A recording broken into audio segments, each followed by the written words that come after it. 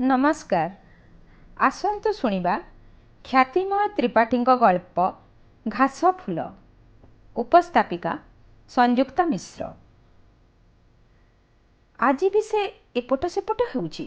ता सौम्य चेहराटी निरसी जाइछि। कला कला जोता पिंधा पाद जोड़िक सबुज घास गुड़िक दलिबाकू आप्राण चेष्टा करिया परि जणा जाउथाए।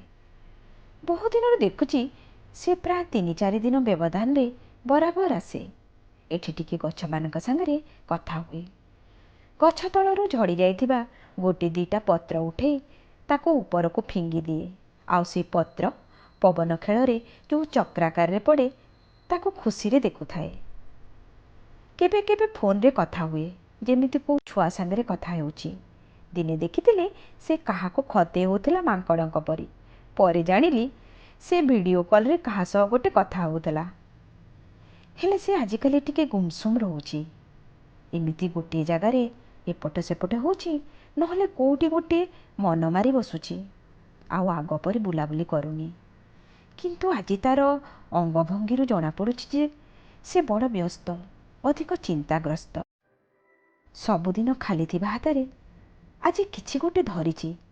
से मोटू बेसी दूर रे नथिले भी मो बुढ़ा आखिरे आउ कोन भल दिसुछि। चषमा खोली काच को पोछि भल कि चाहिए। ता हाथ रे रास्ता कड़े फुटुवा छोटिया घास फूल गोछे। अरे आज ता हाथ रे फूल कण निश्चय को झील को दब देबार जची तो गोटे गोलाप हेले दे थांता। ये घास फूल रे कण प्रेमिका खुशी हब। हाँ पकेट रे पैसा नथिबो बोधे।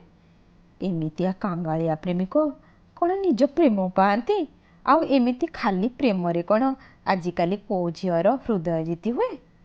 आजिकालिया झील को अधिक बैंक बैलेंस और सरकारी चाकरी देखिले गोलाप फूल और प्रेम शब्दर आवश्यकता भी न थाए। मु अन्य दिग को चाहिए।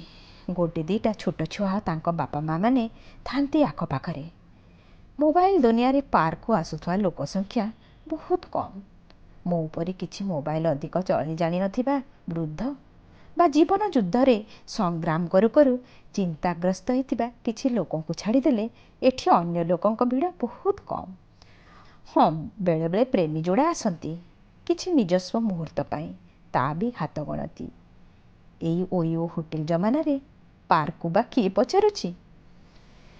संज हे आसुथाए मु बसी थाए मोर सेही चिरपरिचित पार्क रो बेंच रे। सहर रु टिके बाहरे थिबा सेही जगारे आज को 40 वर्ष ऊर्ध्व मु बसुछि। सेतेबेले तो ये जगारे खाली घास पड़िया थिला। एठाकू लोके हस खुशी पाई सकाळ बुला पाई आ छुट्टी दिन मान बितेबाकू आसुथिले। परे सरकार से जगार पार्क तैयारी कले। आ मोर परिचित से पार्क तैयारी ठिकादार मोर पसंद जगारे एका गोटे बेंच पकेला। केमिति न करि थांता नहले मु कोन ता बिल पास करि थांती कि। आ मोर मन मुताबक पार्क प्लान तैयारी होइतिला।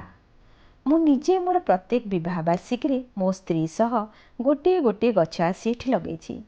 से ढाण कड़कू जो बड़ लंबा धाड़ी गछ दिसुछि सेटा आम दुहींक स्मृति। आ से बाँ कड़ वाकिंग ट्रैक पाखरे जो गछ सबू सेटा मो आ मो पत्नीर जन्मदिन मानकरे लागिथिबा गछ सबू। सबुथर लगेथिबा गछ सबू बंचिछंती।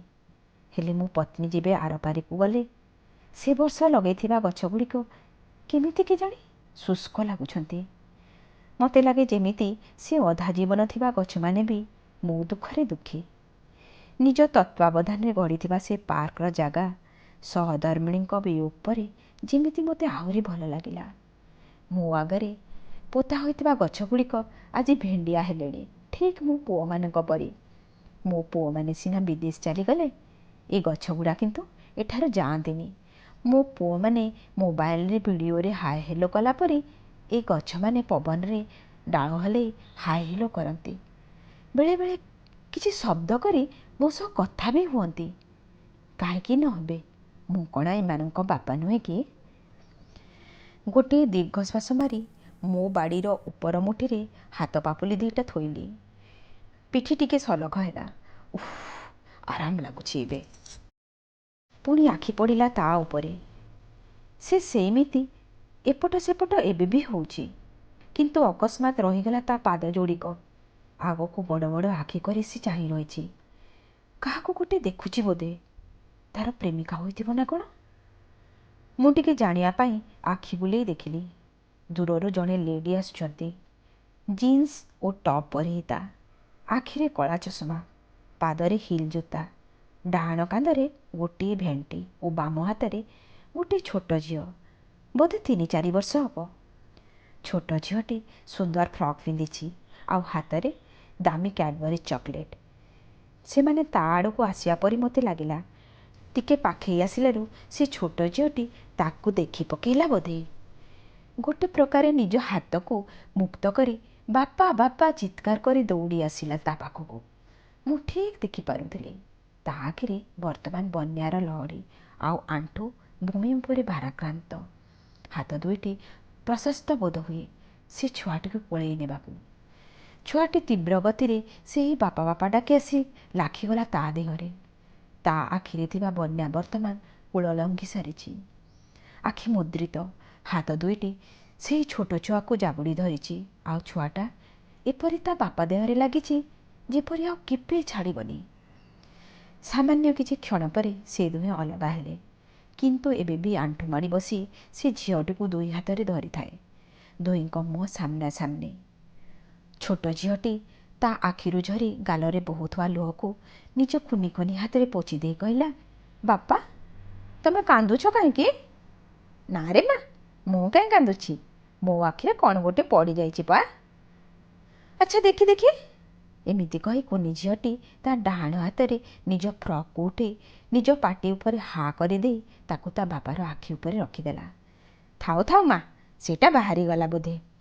ଆଚ୍ଛା ବାପା, ମୋ ପାଇଁ କ'ଣ ଆଣିଛ? ପକେଟରୁ କିଛି ଛୋଟ ଟଫି ବାହାର କଲା ସେ। ଛୁଆଟି ତା ହାତରେ ଧରିଥିବା ଦାମୀ କ୍ୟାଡବରି ଚକୋଲେଟ୍କୁ ଘାସ ଉପରେ ପକେଇ ଦେଇ ଆଞ୍ଜୁଳା କରି ପକେଇଲା ନିଜ କୁନି ହାତରେ ସେ ଟଫିଗୁଡ଼ିକୁ ନେବା ପାଇଁ। ଏତିକି ଭିତରେ ସେ ଜିନ୍ସ ପିନ୍ଧା ଲେଡି ଜଣକ ଏଇ ବାପ ଝିଅଙ୍କ ପାଖକୁ ଆସି ପହଞ୍ଚି ସାରିଥାନ୍ତି। ସେ ହାତକୁ ହାତ ଛନ୍ଦି ଦେଇ ଗୋଟେ ଦୀର୍ଘଶ୍ୱାସ ଦେଇ ଟିକେ ଉପର ଆକାଶକୁ ଅବଜ୍ଞାରେ ଚାହିଁଲେ। ଛୋଟ ଝିଅଟି ଅନେକ ଛୋଟ ଟଫିକୁ ସମ୍ଭାଳିବାର ଚେଷ୍ଟା କରୁ କରୁ ଗୋଟେ ଦିଟା ସେ ଘାସ ଉପରେ ପଡ଼ିଗଲା। ନିଜ ପିନ୍ଧା ଛୋଟ ଫ୍ରକ୍ରେ ସେଗୁଡ଼ିକୁ ରଖି ତଳେ ପଡ଼ିଥିବା ଟଫିକୁ ସାଉଁଟିବାରେ ଲାଗି ପଡ଼ିଲା। ଆଉ ସେ ତାଙ୍କୁ ଦେଖି ଛିଡ଼ା ହୋଇ ହାତରେ ଧରିଥିବା ଘାସ ଫୁଲ ବଛାକ ତାଙ୍କ ଆଡ଼କୁ ବଢ଼େଇ ଦେଲାରୁ ଲେଡି ଜଣକ ଅନିଚ୍ଛା ସତ୍ତ୍ୱେ ସେଗୁଡ଼ିକୁ ହାତକୁ ନେଇ କହିଲେ, ଭେଟିଲ ତ ଜୁଲି ସାଙ୍ଗରେ, ଏବେ ଆମକୁ ଯିବାକୁ ଦିଅ। ଜାଣିଛ ନା, ତମେ କୋର୍ଟର ବିନା ନିର୍ଦ୍ଦେଶରେ ତାକୁ ଭେଟି ପାରିବନି। ଜୁଲି ବହୁତ ଜିଦ୍ କଲାରୁ ମୁଁ ଆଣିଲି, ନହେଲେ ତୁମକୁ ଦେଖିବାକୁ ବି ମୁଁ ପସନ୍ଦ କରେନି।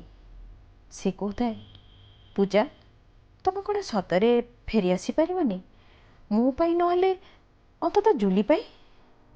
ଗୋଟିଏ ବିଦ୍ରୂପ ହସ ହସି ଦେଇ କୁନି ଝିଅର ମା' କହିଲେ, ମିଷ୍ଟର ସୋମେନ୍ଦ୍ର ସାମନ୍ତରାୟ, ତମ ପାଖରେ ଏମିତି କ'ଣ ଅଛି ଯେ ମୁଁ ତମ ପାଖକୁ ଆସିବି ବୋଲି ଆଶା କରୁଛ?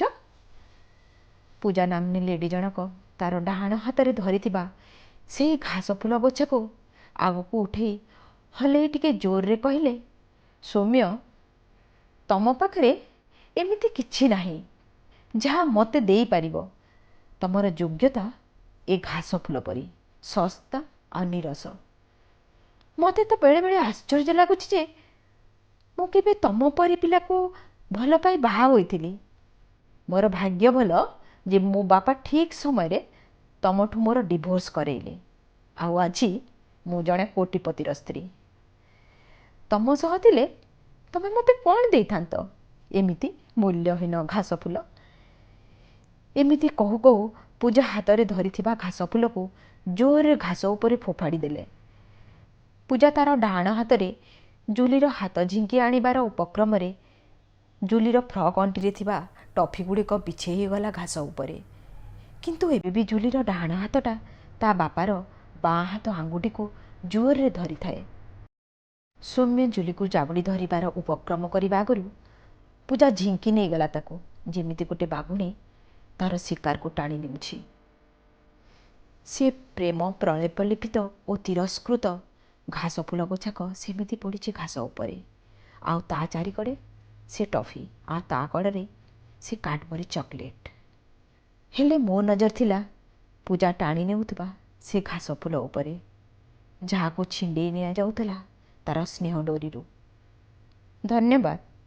ଗପଟି ଯଦି ଭଲ ଲାଗିବ ଲାଇକ୍ ଓ ସବସ୍କ୍ରାଇବ୍ କରିବାକୁ ଭୁଲିବେନି।